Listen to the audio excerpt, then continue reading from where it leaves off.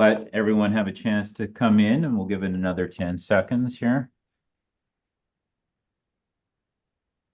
Excellent. Good afternoon, everyone. I'm Dave Neilipovitz. I hope everyone had a lovely summer.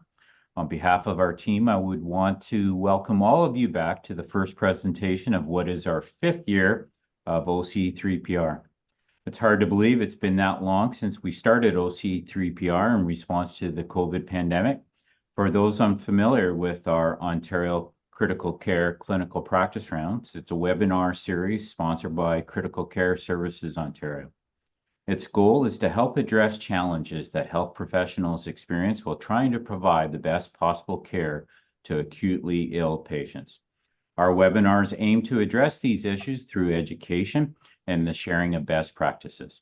The format of OC3PR provides an opportunity for you, the listener, to submit questions, which today will be fielded by Dr. Neill Adhikari, a member of the OC3PR Executive Committee.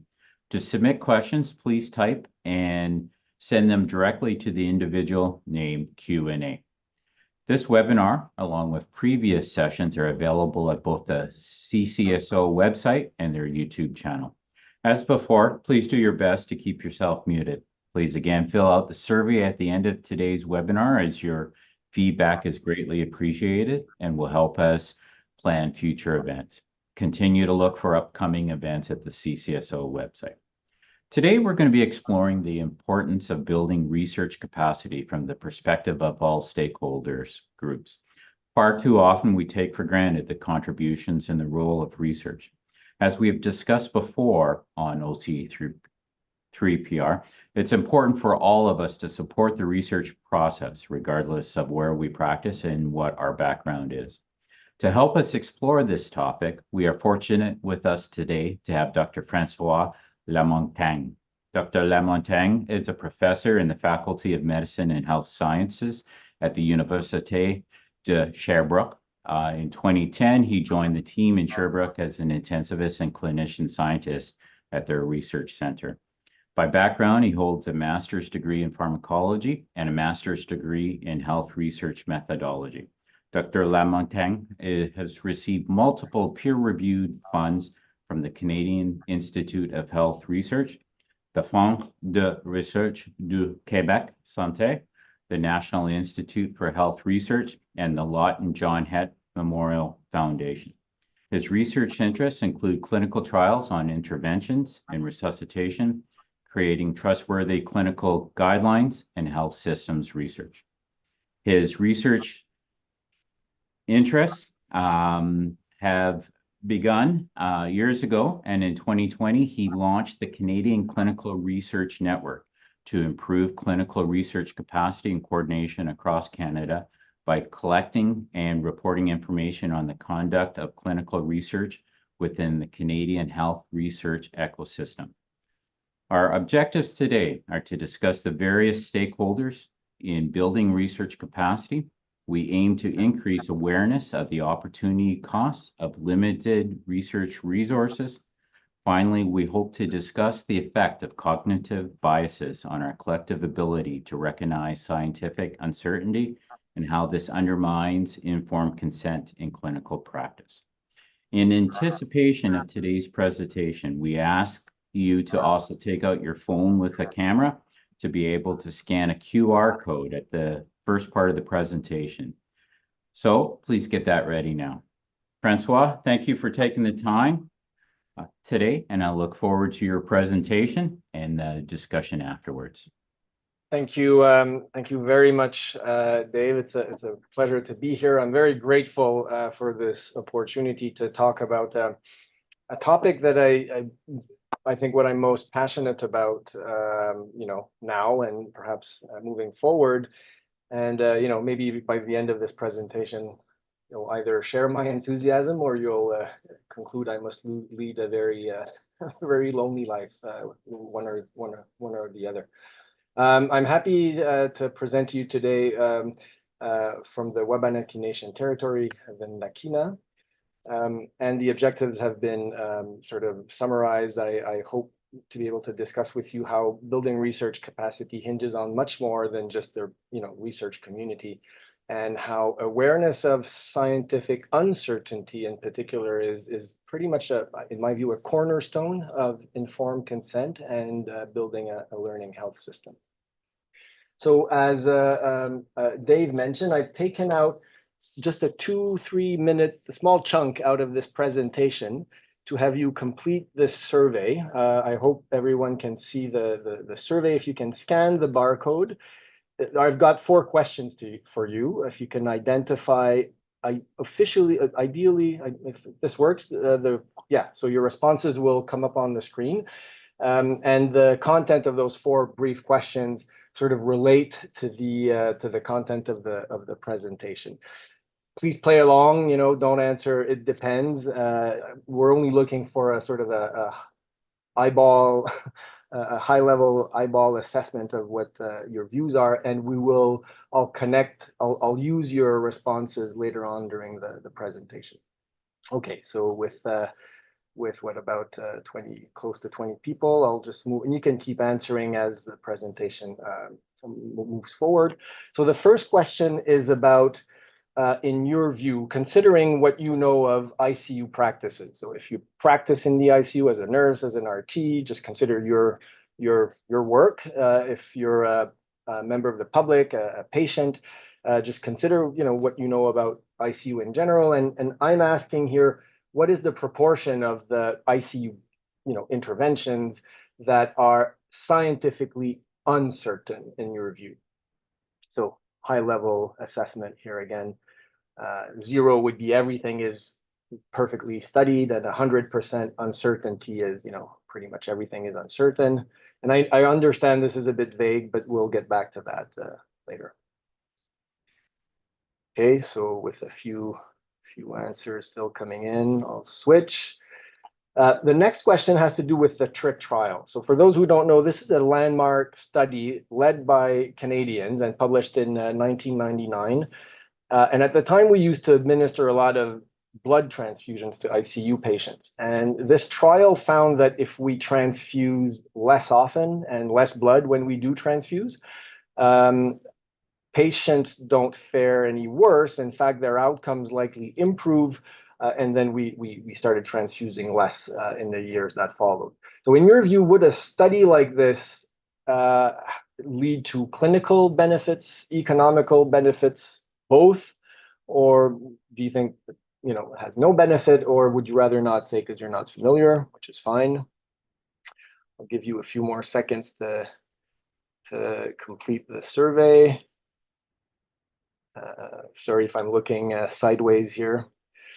The next question is about research. So 2 studies, 2 hypothetical studies, and assume they're similar in terms of complexity and resources. So if you're a patient or if you were a clinician, would your enthusiasm for a study be greater if that study evaluated something new, like a new drug, a new device, or old stuff, like one of those usual care intervention? Would your enthusiasm be sort of equal for both, or would you be somewhat uninterested or unavailable to do either?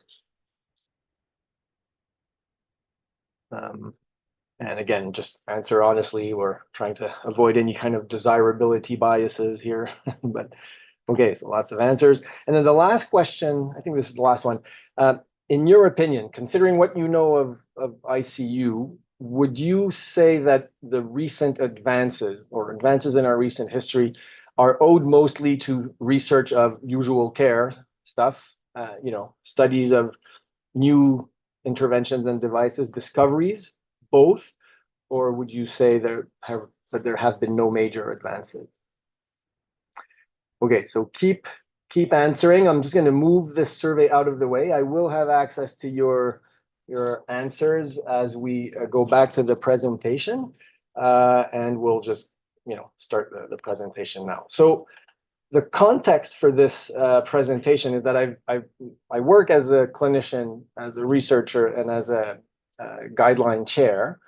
And in those different roles, I communicate with the public or with patients about science and what we know, but I also communicate about scientific uncertainty. And it has been occurring to me over the years that depending on the hat that I'm wearing, my perspective on knowledge and scientific uncertainties is really quite different.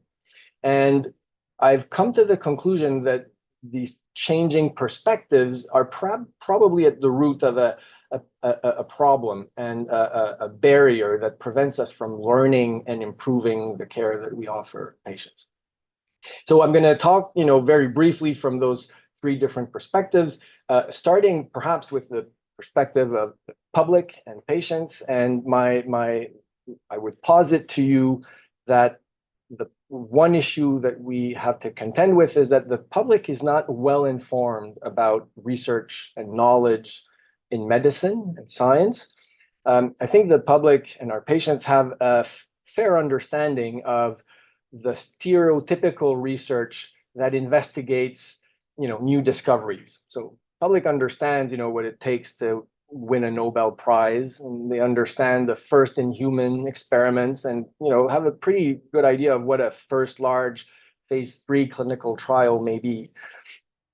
But I think that the public largely understands research or knowledge as something that is fairly static, meaning that once you know something, you don't unlearn it, or something that progresses in a very linear fashion, which is obviously not the case. And I think the research described on the right side of this screen, whether it's called comparative effectiveness or usual care research, but research that essentially challenges our current knowledge and reevaluates things that we're already using, is either unknown to many or misunderstood or unpopular. And in fact, if you want to try an experiment, try convincing a PR department to publicize a study that investigates two usual care interventions, and they'll quickly pick up on the fact that it's a bit concerning, because it means that perhaps something we're doing right now may not be so great. And they typically prefer the first device used in human and like an N-of-1 study. So this is an issue that's been raised before, this area of research about usual care, and it points to a double standard. So these famous methodologists have written a lot about this, and they point to the fact that somehow we have accepted that individuals who are treated within studies need more protection and oversight and scrutiny than individuals who are treated outside studies. And we've accepted that collectively it's fine to sort of endorse the universal implementation of policies or interventions that are not, super well studied, and at the same time to be sort of opposing research intended to evaluate those same interventions and policies. So that's a double standard, and that perhaps, in my view, a root cause of our limited ability to learn and improve.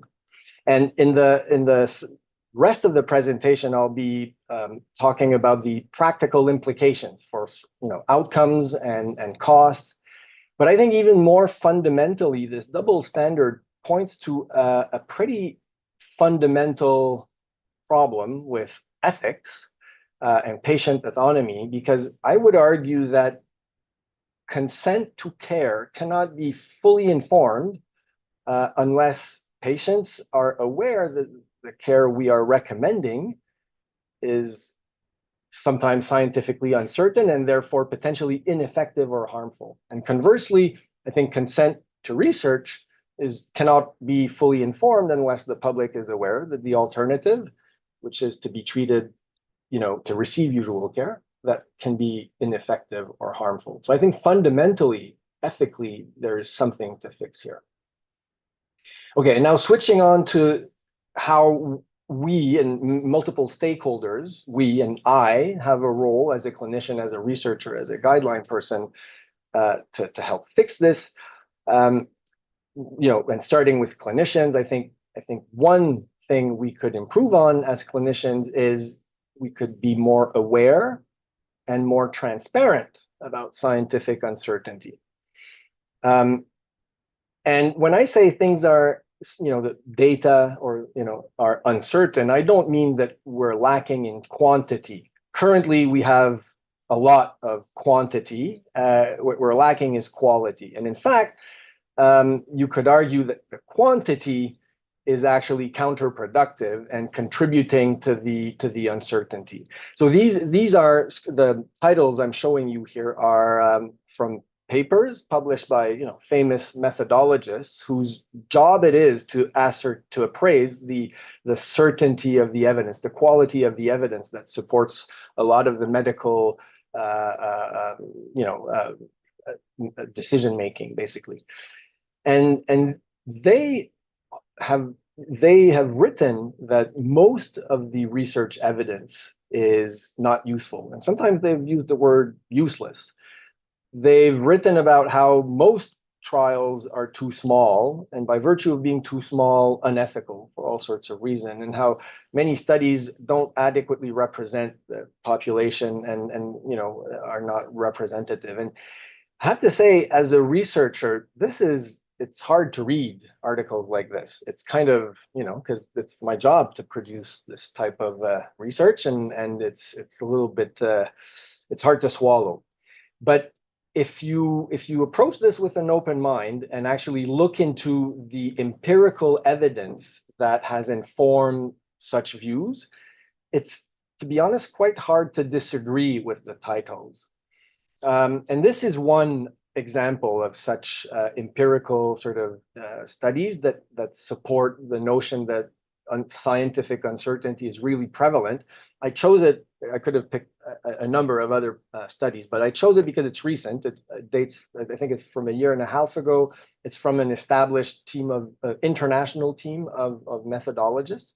And essentially they picked out a random sample of 2,500 meta-analyses from the Cochrane database. So each of those meta-analyses looked at all of the evidence informing a particular intervention. And they found that only 5% of all those interventions were found to be both beneficial and supported by high certainty scientific evidence, leaving out 95% of all those interventions, mostly scientifically uncertain, but sometimes well studied, but proven to be ineffective or harmful. So in that survey, that question, many of you, said you viewed interventions in the ICU as uncertain 30% of the time, 50% of the time, still a high figure, but unless you said 95% of the time, these authors would say you're overly optimistic about the science underlying, ICU practices, essentially. So obviously, the number might vary depending on the specialty area you look at, and if you're like me, this figure that 95% uncertainty seems strikingly high, and you might be telling yourself, well, I agree with the underlying idea, but I disagree with the figure, which must be an exaggeration, right? And that was my initial sort of reaction. But again, the more I learn and looked into this, the more I come to think that the figure itself might actually be accurate. And one symptom that the prevalence of scientific uncertainty is potentially very, very high is this thing called, medical reversals. Well, it turns out that's an area of research. There are books written on this, and it defines a situation where there's a treatment or an intervention that we've been using for a long time. It's a component of usual care. It's sometimes acknowledged as best practice until one day someone studies it and finds that it's wasteful and ineffective, or worst case scenario, even harmful. And so in the survey, I mentioned the trick trial, which is the one in the middle here, which found that transfusing less was, probably beneficial. And each one of those other examples, which, there's no time to go over, and I could have, I could have presented you with a much, much longer list just for acute care and ICU care. There are many, many others. And in every specialty area, there are examples of medical reversals. So one observation, sort of looking at this is that whenever similar negative, quote unquote negative studies are disseminated, the impact of implementing the results are both economical and clinical. Presumably we improve patient outcomes, but we save a lot of resources, scarce resources, by not wasting those resources on interventions that are ineffective or harmful. And somehow it feels like this type of research doesn't get enough publicity considering the potential impact of investigating this. And although this is frequent, it only happens when you actually study usual care. And this is why I use the iceberg image, because I think there remains a lot underneath the surface of the water to study. And there potentially, maybe a year from now, many of the things we're doing today will turn out to, be a medical reversal. But the other sort of observation from looking at this issue of medical reversals and how prevalent uncertainty may be is for some reason, we collectively as clinicians, no one's jumping up and down and losing sleep over the fact that this means every time we encounter a situation like this, it means that we've been actively causing harm. I'm old enough to have given enough pentaspan, for those who know what pentaspan is, probably to have caused an unnecessary death. And so the fact that we are so tolerant of how, this very prevalent scientific uncertainty and fairly comfortable in our usual care slippers, to me points to the fact that we might be dealing with a number of cognitive biases here that allow us to tolerate the fact that things may be uncertain, but it's fine as long as someone else does it. And I think we need to sort of acknowledge that this, by not fixing this, it increases costs of healthcare and it increases risks for patients. It hinders research, because the more comfortable we are in our usual care slippers, the harder it is to convince people to buy into an experiment, essentially. Well, that's for clinicians. So there's a role to play here by clinicians. There's also a role to play by researchers. So on the one hand, researchers are cognizant of, they know scientific uncertainty. That's what I use to justify starting a study. And researchers, if you were to, speak to me or other, they might convince you that, if only you gave me more money, if only REBs were easier with me, if contracts were signed fast, I would produce the type of evidence you need to sort of reduce that scientific uncertainty we've been talking about. And they can certainly, there's an argument for saying that, because it's hard to get funded, but even once you're funded, it's hard to complete your study. This is one evaluation of this, a quarter and sometimes more of the RCTs that are funded, peer-reviewed and approved end up being discontinued, mostly because it's hard to recruit patients. So we thought it would be very interesting to look at a particular situation, a unique moment in our collective history where a lot of the barriers for research fell, right? During the 3-year period between 2020 and 2023, during the pandemic, I don't think there was ever that much new, funding, research funding freed up for clinical research. And I don't think there was ever a moment where there was more buy-in for research. Like, everyone globally agreed we needed to prioritize research and we needed to learn about this new illness. So we took a snapshot, in a sense, of the research funded by our national funder, by CIHR, for studies that recruited hospitalized patients with COVID. So these are prospective clinical studies conducted during a 3-year period. So what happens when essentially researchers are given a blank check in Canada? And what we found was, so we found 26 studies, and we managed to retrieve information on 22 of those 26 studies, 6 observational studies and 16 RCTs. And if we were to, just examine the RCTs, there were 16 of those, and they enrolled 3,860 participants in Canada. So these are Canadian participants across 78 Canadian hospitals. So, something to applaud here, a lot of work, lots of energy, certainly lots of publications. But there's a glass half empty story here to say, if you've accepted my spiel initially about how we have a lot of research, just not a lot of, practice changing, really informative research, one might argue that we didn't need 16 RCTs enrolling 3,000 patients over 3 years. Perhaps what we needed was one RCT enrolling 10,000 patients over 3 months. And there might have been a time when we said that's impossible. Turns out it is possible. And I'm not claiming that recovery is a perfect trial. It wasn't, or that the UK system is a perfect system. It's not. There are all sorts of complications.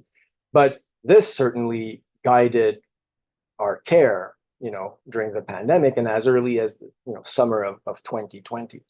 So my point here is that while clinicians have a role to play and have a responsibility in addressing or sort of fixing this double standard for the usual care research that we need to inform our practice, researchers have an important role to play too. And I think I have internalized the idea that in Canada, our ecosystem, that's just how it is.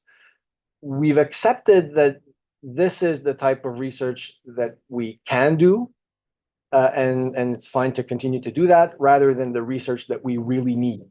Even when we're sort of given a blank check and a lot of resources, we, for all sorts of reasons, that's what we do. And I think we need to come to terms with the fact that this does fuel uncertainty. If you believe these methodologists I mentioned earlier, who think a lot of the research we produce is useless, we probably need to do better, like ourselves, the researcher. Last very brief comment I'll make from a different stakeholder perspective is about guidelines. And I'm not going to spend much time on this. I don't suspect I can make you as enthusiastic about guidelines as I am. But I thought it's worthwhile pointing out that guidelines from the beginning, those are intended as tools that are meant to support shared decision-making in the real world. They're not some kind of academic, it's really meant for the real world, and it's meant to allow patients and families to express their autonomy. So the tools are intended to summarize everything we know, but importantly also everything we don't know. And based on that, elicit preferences of patients and families who would, decide for themselves. And when we create a recommendation, it shouldn't be viewed as, it's not, we're not saying you should do something. It should be taken as saying, given all of this, what we know and what we don't know, we believe more patients would pick A over B. And if the evidence is so strong that you think almost all patients would pick A over B, 80%, 90%, more than, then this is strong recommendation territory. But there's always room for exceptions, even in a strong recommendation, right? And if you believe that, it's more even, actually, it's a close call. If you believe maybe only 51% would pick A over B, but a strong minority, as many as 49%, would pick B over A. Well, that's a conditional or weak recommendation, and the rest of the text should explain why that's what the panel believes and in which circumstances people might disagree and go the other way, right? But it's really intended as a tool to support shared decision making, and that's not how it's being used or interpreted by sponsors, often by professional societies. They worry about the legal sort of implications, and they see it as something that standardizes care. And sometimes people criticize guidelines as being a one-size-fits-all, and it's everything but that in reality. It's been my experience that on guideline panels, where if there's one thing you can say about guideline panels, is that scientific uncertainty is acknowledged. I mean, the whole point is to summarize everything we know and we don't know. So there's always this generic sentence about more research is needed, and people, joke with that. So it's not because we're not acknowledging it, but it's almost as if panels and professional societies shy away from, sort of dealing with the implications. And that generic sentence saying research is needed is not enough. Most of the time, people shy away from and feel more comfortable just making conditional recommendations that perpetuate usual care, even in the face of pretty significant uncertainty. And that makes it even harder for research to exist, I think. So guideline makers, method chairs, societies have a role to play for sure as well. So most of I've spoken now for we're near the end, and I've been whining. You might, the spin has been fairly negative since the beginning. I've been pointing to a paradox, which is that there are problems with research which perpetuate uncertainty rather than reduce it. This uncertainty gets under-recognized or ignored. This in turn undermines informed consent and patient autonomy, but it also impacts health outcomes and costs and public trust. But flipping this on its head and to turn it into a positive story, the good news is that this is in theory something that's quite easily fixed by us, because all of us, and by us I mean all those stakeholders, we have a hand in it, right? We have a responsibility, but that means we also have some control over our ability to fix it. And I've only been talking about 3 different stakeholders, clinicians, guidelines, researchers, but we could mention the provincial health systems in Canada, the administrators of, health system. Industry has a huge role to play in research. And there definitely is a universe out there where research, medical research, this usual care research is something that is deliberate and planned, prioritized and designed and conducted by all of us, these stakeholders together. So I'm not naturally a very optimistic person. I'm not, overly naive. I know we're a long ways from sitting all of these people in the same room, and if they were in the same room, they might not agree. But one thing I'm sure of is that the only way to progress in that direction is for the same information to be available to all these stakeholders. The information has to be accurate, it has to be contemporaneous, it has to be comprehensive, and it has to encompass all of these 4 aspects. We need to know about the burden of diseases that plague us. We need to know about what usual care means, and there's a world of difference between what we think it means and what it actually is.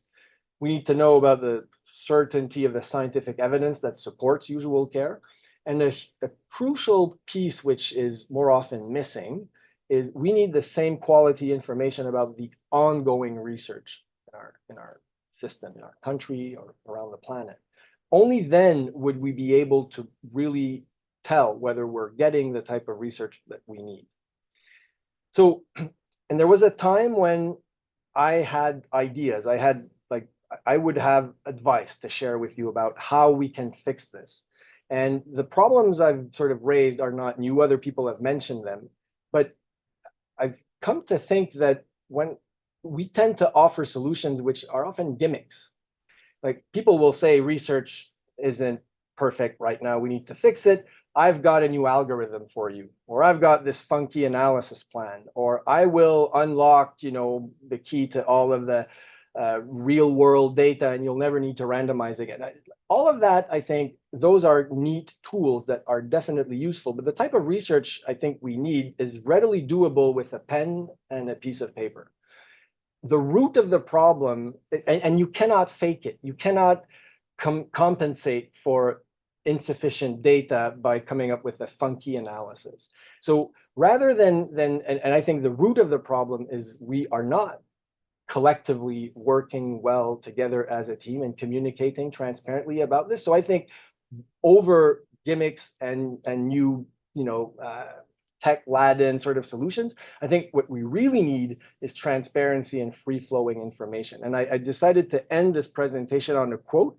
Some of what I'm saying, I guess, is that research should not be something that is overly specialized. We should be taking a generalistic approach to this. And this is a quote from The Economist, and it's from an article that was sort of addressing how certain governments hide economical data. It has nothing to do with healthcare or science, but the journalist concluded the article saying free-flowing information improves decision-making, reduces the odds of mistakes, makes it easier for societies to evolve. Information that's suppressed turns into corruption and power. Over time, inefficiencies mount. But a fully informed citizenry, private sector, government, and all these other stakeholders, I would add, would be better equipped to take on the challenges ahead. And I can't think of a better way to summarize what I think is needed for us to learn better and treat our patients better. So thanks very much. This is the end of it, and I'll be happy to continue the discussion now or over email if you have appetite for this. Thank you, François. A lot to unpack there. And I do have a few comments and questions for you before I go to Neill. I mean, I do appreciate your take and summary on guidelines. Far too often, I think people think they're chiseled in stone, and you're a heretic if you don't exactly follow them, not recognizing not every single patient is the same that it applies to. So I do appreciate that. I guess my question for you is, with the considerable costs of doing a study, how can we do more with less, I guess is where I would put it. In thinking about the cost of research coordinators, I do understand why some communities aren't able to do it. Any ideas and thoughts on how we can increase the number of participation in a study, but actually keep the cost the same or even potentially reduce it? Yeah. Is I should, by the way, should I stop sharing my slides? Would you prefer that I turn this off, or it's as you wish? either is fine. You can leave it on. It's Okay. not a big deal. Well, on that, I think there are there are ways to reduce the cost of research, for sure. Facilitating access to real world electronic data may be one way. It's a solution that a lot of people talk about. I think it's costly to implement electronic health data. It's costly, and I think in Ontario, but certainly in Quebec, it's still a process. And there are multiple providers, and then once they're there, getting the data, federating the data. So it's in theory an efficient way, and I think it will become a way of reducing research costs if you don't factor in the amount of money it costs to build the electronic sort of infrastructure. That's one way. I think some studies needn't be that too expensive. There are some designs are more expensive than others, and I think depending on the question you're trying to answer, you don't always need complex data collection or blood work, and so there are ways to reduce costs for sure. But I think whenever I'm asked that question, I really think it's important to say, in evaluate it, the sort of the instinct reaction is to say that a trial costs a lot of money, that it's costly, and it is. These are multi-million-dollar projects.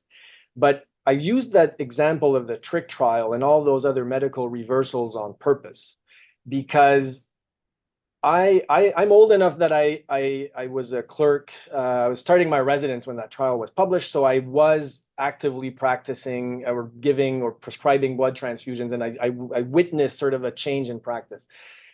I think a back of the envelope calculation would, I don't know how much money we saved in Canada by transfusing less, but I would argue it's a lot. Not factoring in the events that we prevented and all that, but I imagine collecting, matching the blood, screening for illnesses, storing it, distributing it, then transfusing the blood and all of that. That must cost a ton of money. And so my assumption is that the trick trial, however much it might have cost, was extremely economically profitable. And so when we say research is costly, I think we have to factor in the cost of not doing research as well. And the problem, and we don't do that. We don't do those value of information analyses telling us how much it costs to, I don't know, do less oscillation, high frequency oscillation. I mean, those machines were, cost money, training cost money, maintaining them, so it's just not costing us in the same pocket, right? It costs the healthcare system, and the research is paid out of the CIHR budget or whatever. And these are silos. But if we were to sort of have this high level view of how, I think a lot of the costly research would turn out to be very, very cost effective, actually. Anyway, so that's I think we can reduce the cost of research. I think if we come to terms with it. I've got a friend and colleague who, is from Ontario, could be on the call. I don't think I've ever met anyone who got consent to, spoke to a patient or family before administering a bolus of Ringer's lactate versus saline, right? We never get consent for this. And then the minute we do a study of Ringer's lactate versus saline, we have to invest a lot of resources to get consent. So that's the double standard I was referring to. That's one way to cut down costs of research. Maybe in some circumstances, we need easy designs. We need to skip a lot of and maybe it's acceptable. If it's not acceptable to bypass the consent process for Ringer's versus saline in research, then maybe it's not acceptable that we don't get informed consent for this in usual practices. So there's lots to discuss about cost of research, but I think it's less costly relative to the alternative sometimes than we think. Excellent. I'll go to Neill, but I had two questions written down here. The second one was about informed consent, because it does put in challenges for some of the research that you said. Is consent required to compare fluid X versus fluid Y, as you said, is a good question.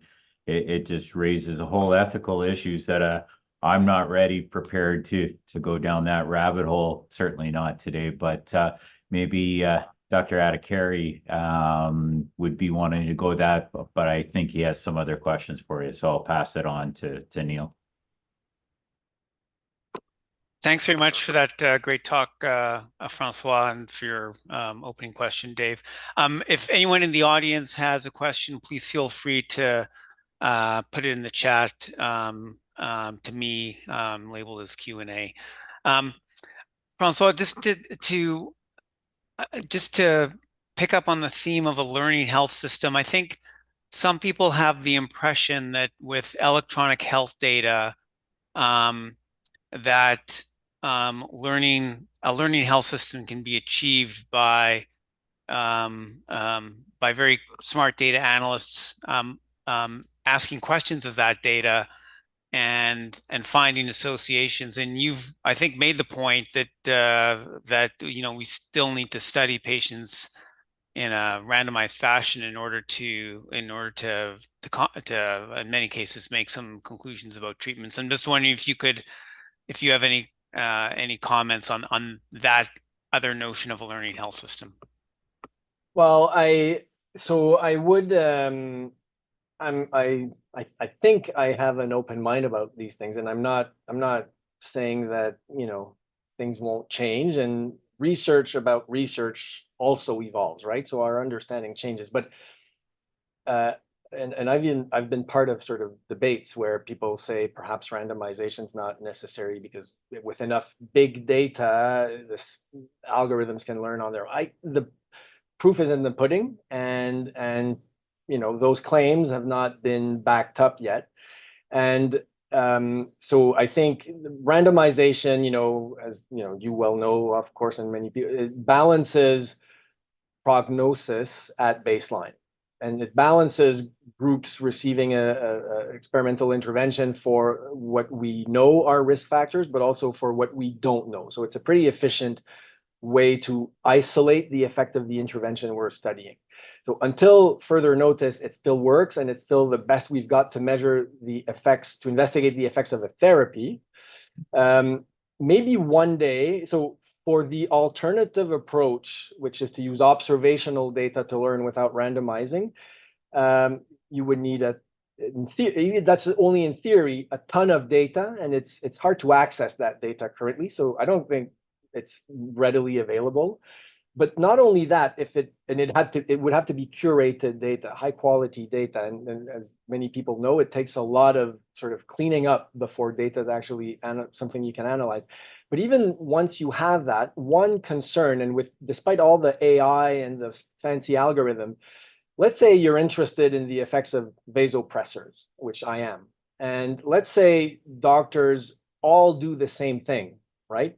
And that thing is harmful, but you never ever encounter observational data where doctors do anything else, then even the fanciest AI algorithm cannot benefit from observations that an alternative would be superior. So you need a ton of data. It needs to be a really high quality and all that.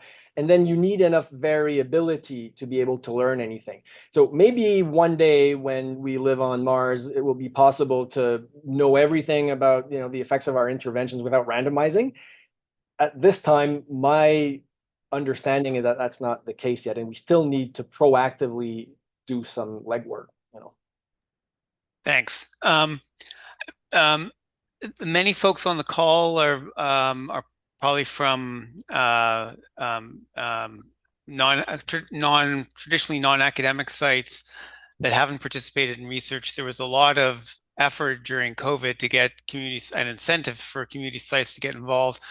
I was wondering if you could comment on that, and also your sense of how we could improve those incentives, not just financial, but also from a recognition standpoint. Like, I tend to think that most of the recognition, the glory goes to people that write the papers, but they're not necessarily the people that put in the time and the effort to enroll the patients. And I think I wonder if you have thoughts on how to improve that situation, which might improve our performance.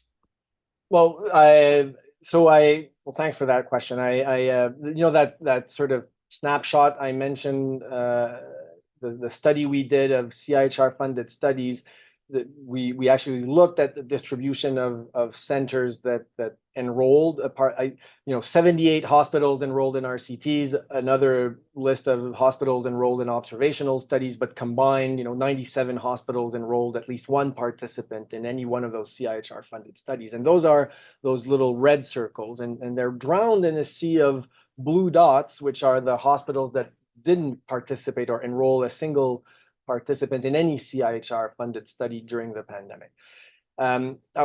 Admittedly, a lot of the blue dots might be too small, and maybe they didn't hospitalize any COVID patient, but given the number of Canadians that were hospitalized with COVID, I would argue that there's a lot of room to add a lot of red dots here. And that's one thing that other countries have done really well. Like, that's one thing that the UK does really well. In Canada, I think, well, in critical care, I think there's still a view that research is a specialty area. It's a tertiary level thing, and it's like all of the studies are initiated from tertiary hospitals and mostly enroll from tertiary hospital. But in reality, a lot more Canadians are getting treated in community hospitals. Like, that's where like researchers like me treat far fewer patients than clinicians who don't spend half their time doing research. So that's something we totally have to fix, in my view. And that's one of the reasons the UK does so well. The recovery trial enrolled across the entire spectrum of the NHS. And in fact, the research infrastructure in the UK is funded by the health system. So it's like if in Canada, the research infrastructure itself was funded by the provincial health ministries. And the reason they got away with that is that there was an explicit acknowledgement that the research findings were one of the main beneficiaries of the research findings are those health systems, right? So by transfusing less, the economical gains were not made by some like a stock didn't go up, and the researchers didn't pocket the money because we started transfusing less. The public health systems benefited, right? So this is where there is a win-win situation here. And to Dave's question earlier, sure, we could probably do a lot to reduce the cost of research, but we could do a lot to better acknowledge the cost of not doing research and the economical gains of doing research itself. So that's one incentive for getting health ministries and administrations and trusts to see value in supporting the research. And when I say research infrastructure, I mean people, research coordinators, people who do the legwork we're talking about. So I think that's one way. About the incentives, I think there are incentives for research, but they fuel what we have now. So the indirects from federal government that go to institutions really go to the sponsor institution. Beyond salary and money, the sponsor institution gets all of the credit and the resources, the benefits from doing research. Meanwhile, the real work happens in those sites where we're recruiting. And I think we have a lot to improve, right? Our own, to me, the trials group is like a family, and the trials group has created a precedent, it's a network that had money for a while and distributed money to the sites, right? Rather to the sites so that they could build an infrastructure. But it is still resources that were handled within the specialized research community. The money is still not going to the chair of a department. The recognition isn't going to the clinicians who are not researchers. And that, I think, is the special ingredient in the UK. A lot of the research resources are allocated not to the research community, but to the trust, to the health system, and a lot of the recognition as well. But I think being named on a paper and the academic recognition is great, but at some point you need your name on a paper about as much as you need a hole in your head, and that doesn't go that far. You need the incentives to actually incentivize the work you need, and a lot of that comes from the community hospitals, so that's something. It can't be a discussion that happens only between CIHR and researchers and networks. That's why this presentation is about all those other stakeholders. Great, thank you. There's a question in the chat that I'll post you from a participant who says, as a journalist, I'm pretty sure that the general public knows nothing about the uncertainty of standard care and clinical trial consent. Where would you suggest starting their education to get them more knowledgeable? Well, I mean, it's a hard question, right? I'm not entirely sure. I think it's hard to get the media interested in this because there's a huge appetite for the new device, not so much for the study that investigated something we've been doing forever. So a lot of it, we need help by communicators and journalists and media. Clinicians are a big part of it because they have so much influence. We have, as clinicians, our behavior, sometimes we're not even realizing how our nonverbal communication, is expressing hesitancy towards research and overconfidence towards usual care. So I think as a clinical community, that's why I spent some time talking about how we need to be aware and more transparent as clinicians, because if your MRP says, I think that, the study is your treatment. There are famous researchers who said that in some situations when there's uncertainty, the trial is the treatment. I think the population, the public would be aware.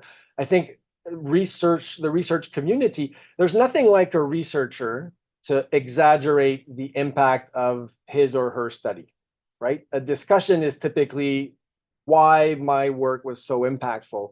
And sometimes these studies are too small and they leave still, and I do that, right? I'm guilty of this myself, and researchers need to be more outspoken perhaps, and we need to get out of this sort of acceptance that so I think unfortunately all of the stakeholders that I mentioned and more need to be more transparent. But one step to answer that question is to make that information available transparently. So maybe if we had one registry showing all of the studies, whether they're funded by CIHR or by industry, where they're recruiting patients, where patients are not recruited, what the numbers are ultimately, what were the publications and impact, the public having access to this and the media having access to this would be able to make their own judgment about whether this is okay or whether we need to change how this research ecosystem works. So I now, rather than offer solutions of my own, I think it's about making information about all of this available freely, publicly, transparently, and I think then sort of people will make up their own minds about it. Great, thank you. And I think that having a very compelling map here juxtaposed against one from, as an example, the UK, and maybe there are other countries, would be one such compelling example of how we might be incented to change. Dave, I'll hand it back to you. Yep, thanks, Neil. I recognize time is our enemy here. And so, François, I appreciate you taking the time to present. I would ask individuals to try to complete the survey that is in the chat there. Your feedback is greatly appreciated. And for the final word, I'm going to pass it on to Dr. Andrew Baker. And thanks again to the CCSO team for taking the time to organize and set this up. Andrew? Thanks a lot. Thanks, Dave, for your leadership in creating this series. It's extremely popular and popular on YouTube after the fact as well. Thanks for the CCSO for sponsoring it. Very grateful to have experts like François talk to us on this topic, and it's a great reminder about uncertainty. I suppose there's uncertainty around uncertainty as well. It's not a binary thing, I suppose, and I suppose that it really has tweaked our interest around the audience here. As clinicians, unfortunately, we end up with sometimes binary decisions, and so really, I think what is really fascinating for me is how we get to that decision of that binary decision, and in the context of having uncertainty. And I suppose many clinicians have to have a degree of comfort with degrees of uncertainty. And I suppose the question is, how do we navigate that towards a decision which ends up being binary? In the meantime, one thing that I found very inspiring is the invitation to increase the sites where we conduct research. And I'm very inspired, especially in Ontario, and I'm assuming in the rest of the country, where increasing numbers of community hospitals, especially in the critical care community, in those community hospitals, have started participating and generating research. And based on what you say in terms of numbers and real life experience, that can only be a positive thing. So I think you've inspired us in many ways, François, and we're going to take the, in terms of binary things, I'm going to take the upside, positive, optimistic comments at the end of your talk as take-home messages. So thank you very, very much. Thank you very much for having me. It was a pleasure.